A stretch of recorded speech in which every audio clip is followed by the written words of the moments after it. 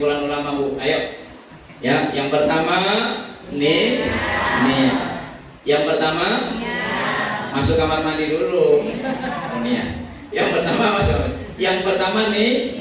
Niat. Yang kedua mencuci kedua tangan. Yang ketiga mencuci kemaluan. Yang keempat menyela-nyela rambut dengan tangan.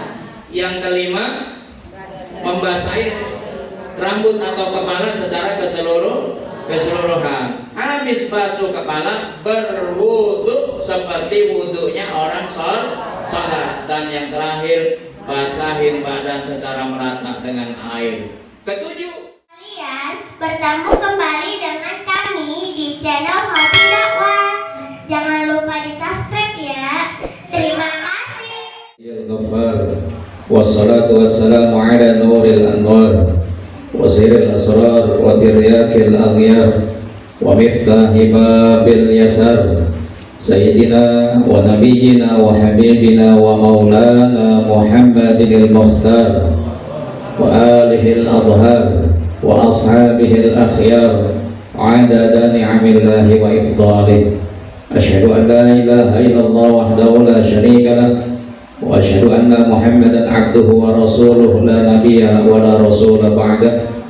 Allahumma shalli wa sallim wa barik ala sayyidina Muhammadin khatamin nabiyyin wa imamul muttaqin wa ala alihi wa sahbihi ajma'in. Qala Allah ta'ala fi kitabihil karim, a'udzu billahi minasy syaithanir rajim, yarfa'illahu alladhina amanu minkum walladzina utul ilma darajat. Wa qala aidan wasari'u ila maghfiratin min rabbikum wa jannatin arduha as-samawati wal ardu uiddat lil muttaqin. Wa qala nabiyyuna Muhammad sallallahu alaihi wasallam wa qala nabiyyuna Muhammad sallallahu alaihi wasallam man kharaja fi talabil ilmi fahuwa fi sabilillah hatta yarji'. Sadaqallahul azim wa sadaqa rasuluhun nabiyul habibul karim wa nahnu ala dzalika minasyahidin wasyakirin walhamdulillahi rabbil alamin. Ya, kita hormati bersama orang tua kita yang hadir pada kesempatan malam hari ini. Yang saya hormati Bapak Momon, yang saya hormati Bapak Agus Widodo, yang saya hormati Bapak Joko Sutikno, dan Bapak Mukhtar tadi menyampaikan ke saya izin berhalangan hadir. Juga yang saya hormati para asatidzah, ibu-ibu guru yang mohon maaf tidak dapat saya sebut karena satu persatu, namun tidak mengurangi rasa hormat dan ta'zim saya. Juga yang saya hormati ibu-ibu yang mohon maaf lagi-lagi tidak dapat saya sebut karena satu persatu. Sebenarnya mau menyebutkan satu persatu, tapi begitu banyak yang hadir nanti waktunya tidak cukup. Jadi mohon maaf ya Bu, bukan saya meniadakan Ibu di depan saya, seluruhnya terpandang oleh saya satu persatu, akan saya selalu ingat. Mudah-mudahan nanti di akhirat ya kita bisa saling tolong-menolong di hadapan Allah Subhanahu wa taala. Kita doakan untuk orang-orang tua kita yang masih hidup, mudah-mudahan dipanjangkan umur, sepanjang umur untuk ibadah pada Allah Subhanahu wa taala. Anak-anakku sekalian, para santri dan santriwati yang insya Allah kita semuliakan Allah Subhanahu wa taala. Sebelum saya lanjut, saya mohon pada santriwati kelas Umar yang baru naik kelas Abu Bakar, tolong jangan berbicara, jangan ngobrol dengan temannya, belajar serius ya, seperti kakak kamu yang ada di belakang ya. Jadi kita serius ngaji. Bapak Ibu yang dimuliakan Allah Subhanahu wa taala, kita sudah berada di tanggal berapa Bu? Tanggal berapa? 4 Juli. Habis gajian ya Bu? Bapak udah gajian? Tanggal berapa?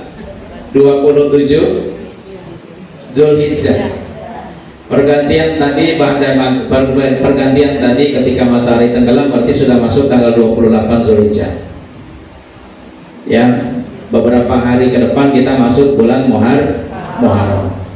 Pernah nggak Ibu bertanya kenapa Pak Eko itu selalu bertanya tanggal berapa sekarang?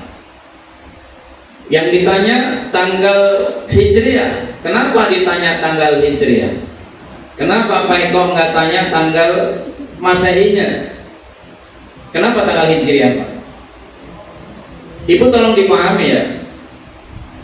Ketika seseorang ataupun saya bertanya tanggal Hijriahnya berapa sekarang, Bu? Itu artinya, Pak, saya mengingatkan kepada Bapak Ibu sekalian. Mungkin ada yang lupa. Kenapa, Pak? Karena Allah Subhanahu wa Ta'ala meletakkan keutamaan amal soleh itu di bulan Hijriah, Pak. Jelas, Bu? Allah meletakkan keutamaan beramal soleh, keutamaan kita beribadah itu di bulan Hijriah, bukan di bulan Masehi. Puasa wajib di bulan Ramadan, puasa Asyura di bulan Muharram, puasa Rajab di bulan Rajab, puasa Syaban di bulan Syaban, puasa Arafah di bulan Zulhijjah, dan sebagainya. Jadi Allah meletakkan kemuliaan, keutamaan ibadah, amal soleh itu di bulan Hijriah. Maka ketika saya tanya tanggal berapa Hijriah, itu artinya kita mengingatkan kita sudah berada di tanggal berapa. Kalau sekarang berada kita di tanggal 27 Zulhijjah, berarti beberapa hari lagi kita akan masuk bulan Muharram. Silakan Pak Melsa itu. Silakan dulu.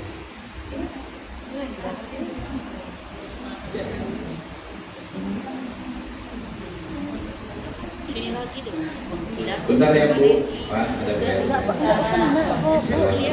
kena. Masih jauh.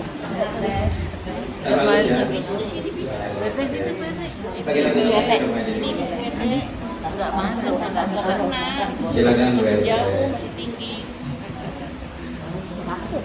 Mbak Melsa maju nggak? Mbak Melsa di depan. Ibu sudah, Bu? Ya, baik, kita tutup ya, Bu. Sudah kan? Dan saya ulangi lagi ya, Bu.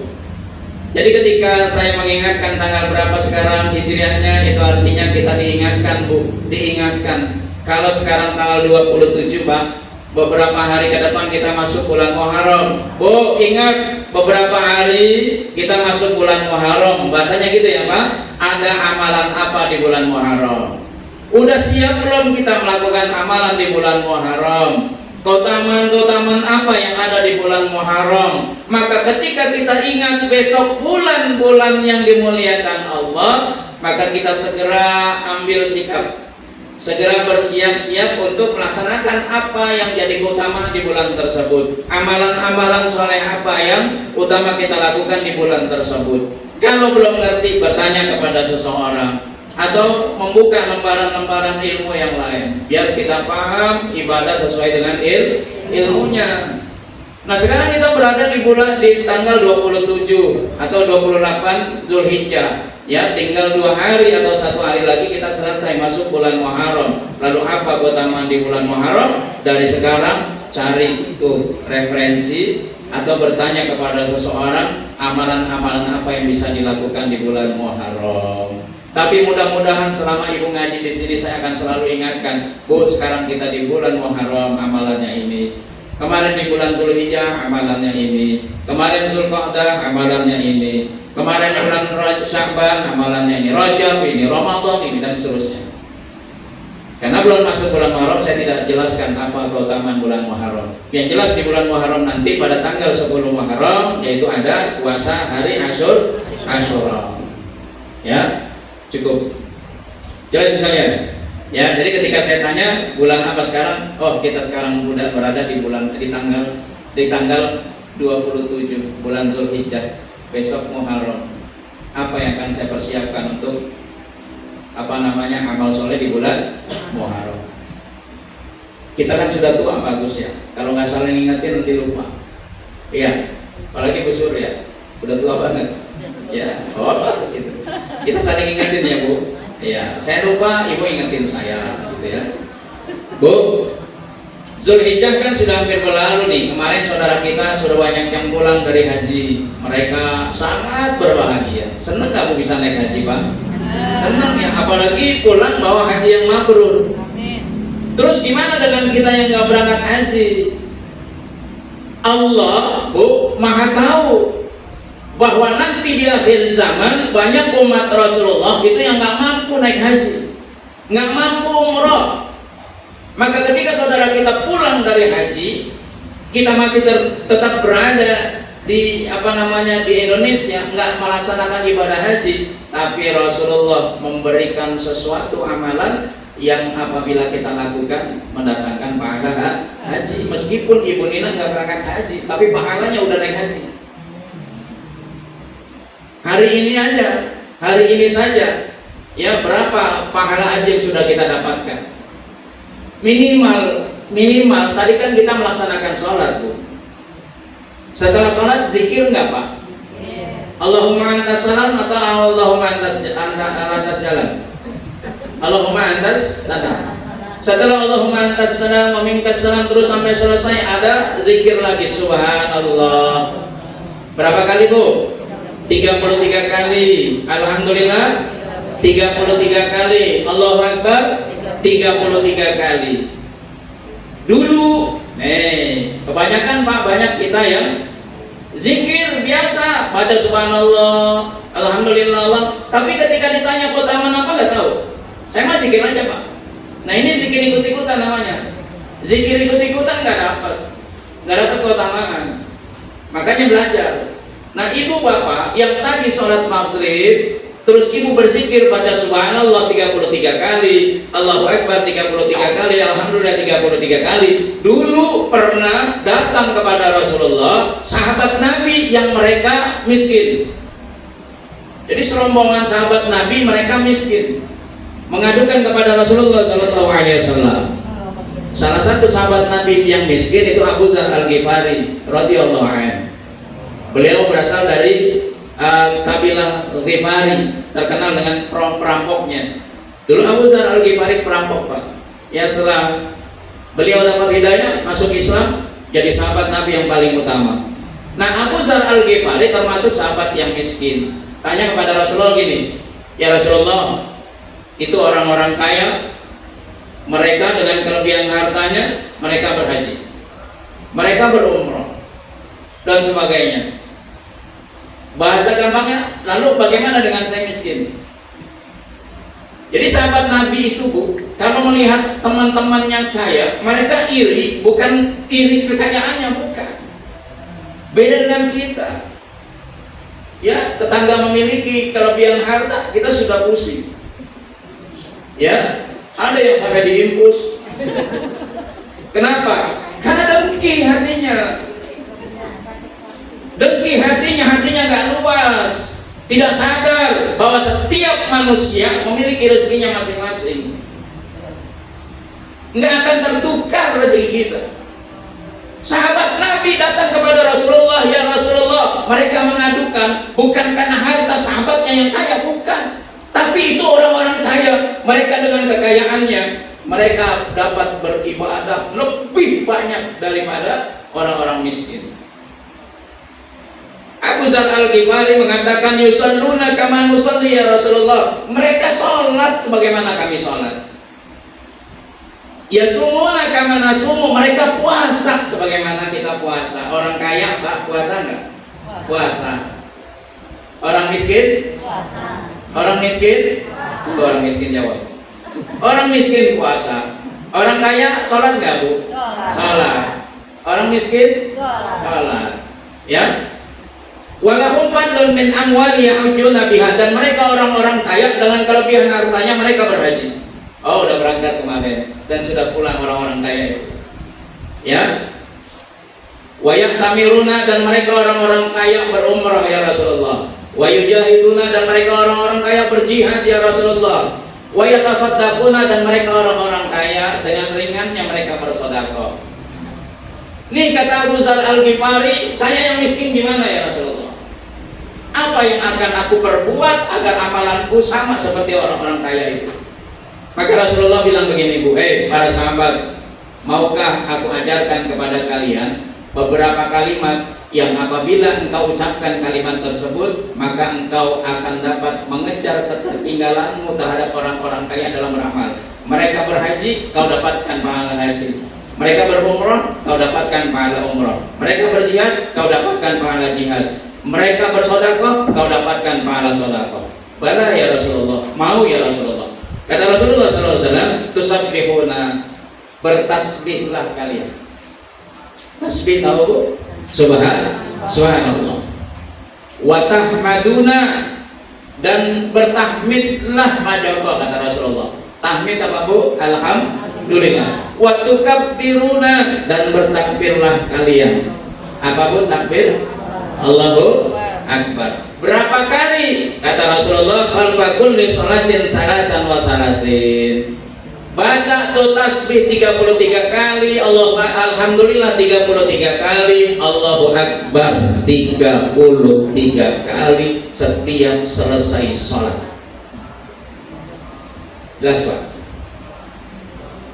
Jelas Bu? Sesibuk apapun Ibu, zikir jangan tinggalkan kalimat itu.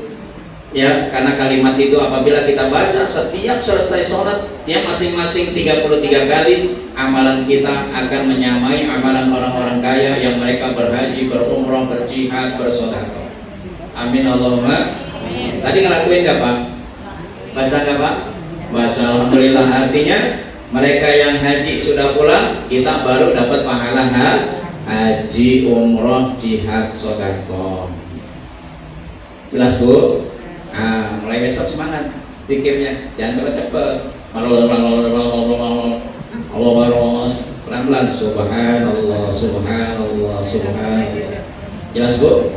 Bapak Ibu yang dimuliakan Allah Subhanahu wa taala, itu motivasi ya dari saya untuk Bapak, untuk Ibu, untuk para santri. Ayo ya, amalkan itu supaya kita meskipun nggak mampu berangkat haji, kita dapat pahala haji. Bahkan bukan cuma haji, apa tadi Bu, pahalanya Bu? Umrah, jihad, sedekah.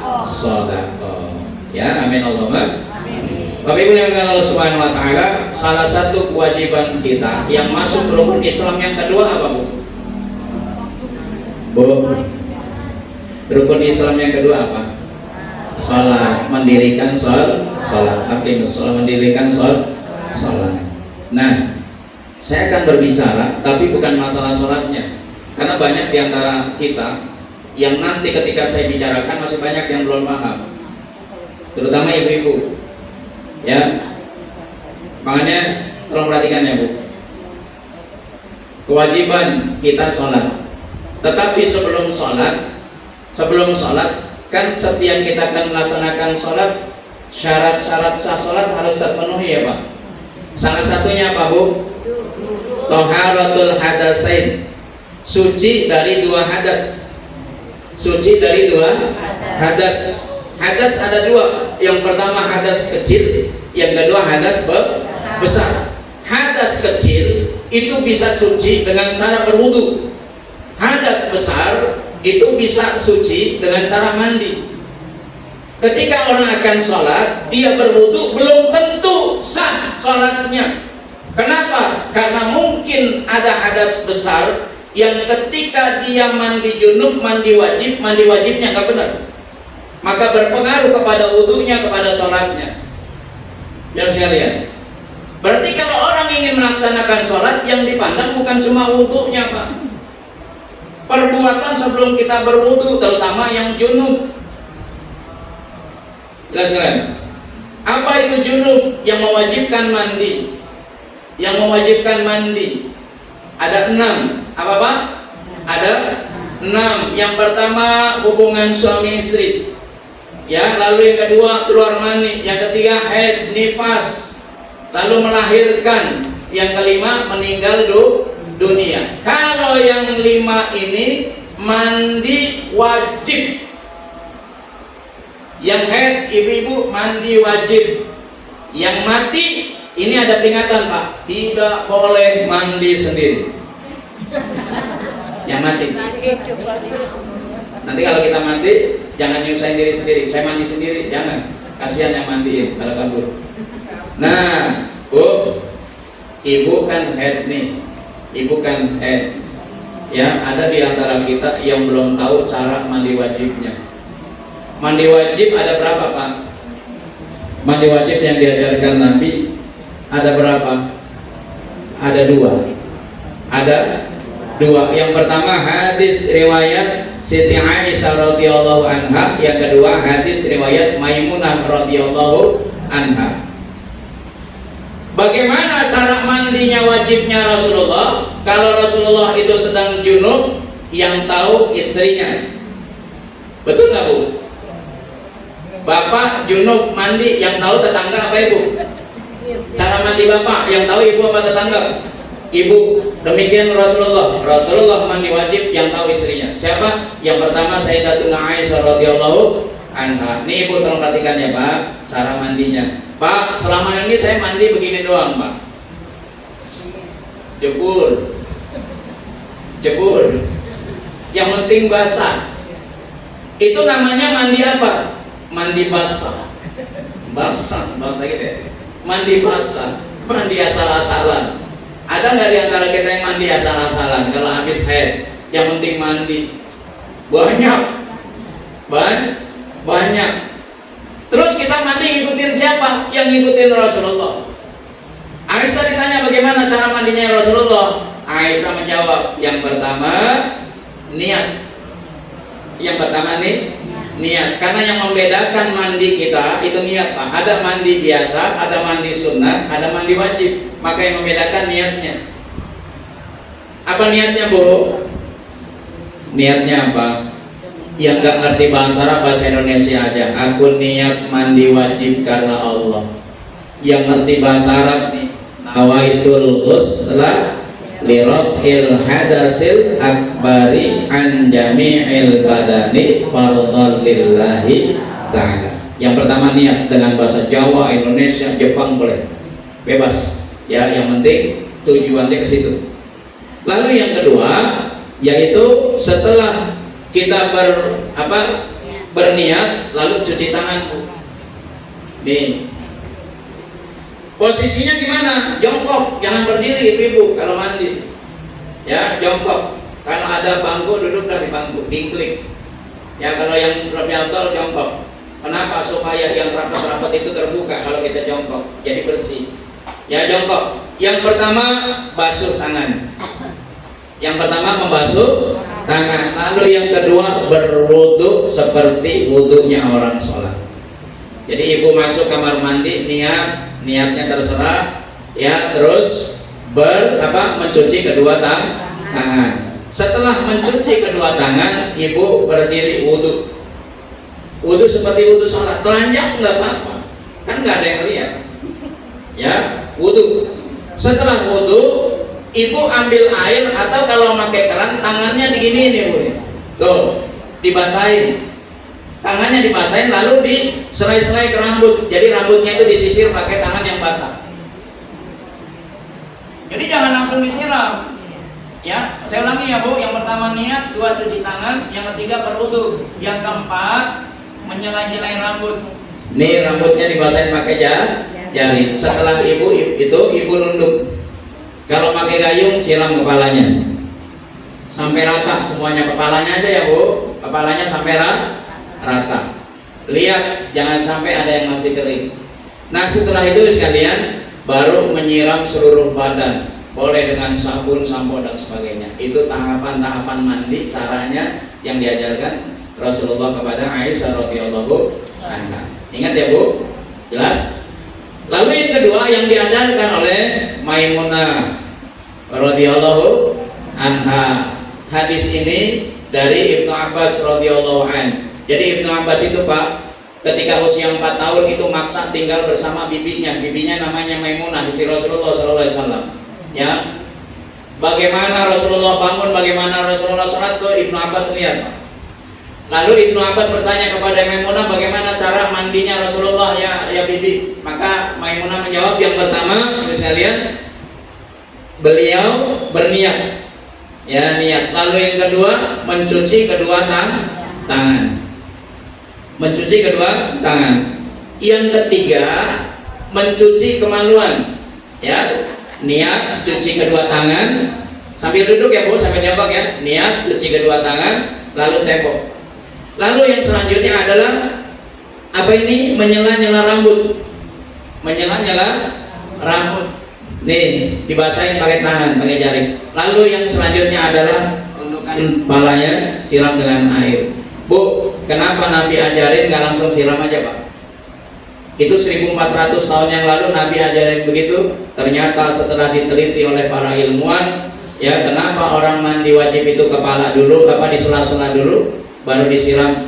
Begini Pak, ternyata ketika kita dalam keadaan istirahat atau setelah ibu tidur, itu suhu badan kita sedang naik, termasuk kepala kita panas Pak, sedang naik. Itu kalau ibu langsung siram ya kepalanya, itu bisa stroke ya Pak, bisa stroke. Kenapa? Karena kaget. Makanya Nabi ajarin sela-sela dulu, biar basah. Setelah terbiasa baru disiram. Nah setelah disiram kepala, ibu berwudu seperti wudunya orang sholat, tapi kakinya jangan disiram dulu. Yang ibu wudu, tapi kakinya jangan dibasuh dulu. Setelah itu ibu baru basuh seluruh badan, terakhir cuci kaki. Selesaikan wudu yang tadi, selesai. Jelas kira-kira Bu? Apal nggak Bu? Apal nggak kalau saya tanya?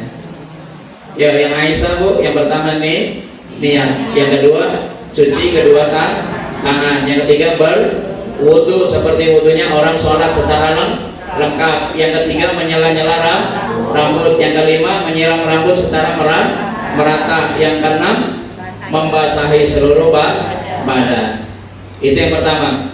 Yang kedua hadis riwayat Maimunah, yang pertama Bu niat, yang kedua yang kelima membasahi rambut secara merata, yang keenam berwudu seperti wudu orang sholat, tapi kakinya jangan dibasuh. Lalu yang selanjutnya adalah menyiram seluruh badan dengan sabun dan sebagainya. Yang terakhir basuh kaki melengkapi wudu yang tadi. Jelas Pak? Nah itu, ibu mau pakai hadis Siti Aisyah mandi wajibnya silakan, pakai Maimunah silakan. Nah disimpulkan oleh ulama dari kedua hadis ini digabungkan. Apa kesimpulannya? Nah ulama memberikan kesimpulan begini Bu, akhirnya terjadilah kaifiyat tata cara mandi wajib dari dua hadis. Yang pertama niat, yang kedua cuci tangan, yang ketiga cuci kemaluan, yang keempat menyela-nyela rambut dengan jari-jari kita sampai basah. Lalu yang selanjutnya adalah disiram secara merata kepalanya. Lalu yang kelima berwudu seperti wudunya orang sholat dengan lengkap semua sampai kaki. Dan yang terakhir menyiram seluruh badan. Itu cara mandi. Ibu boleh pakai Aisyah, boleh pakai yang diajarkan oleh istri Nabi Maimunah, boleh pakai kesimpulan ulama. Kalau yang disimpulkan ulama itu lengkap, diambil dari dua hadis digabungkan jadi satu. Ada mandi yang keempat tadi, mandi asal-asalan, asal-basal. Jelas Bu? Kira-kira Bu RT paham nggak mandinya? Bu, kalau yang masih kurang paham, boleh japri saya atau japri Umi, nanti saya ketik dari awal ya, dari hadisnya Siti Aisyah, hadisnya Maimunah, kesimpulan ulama, dan mandi asal-asalan.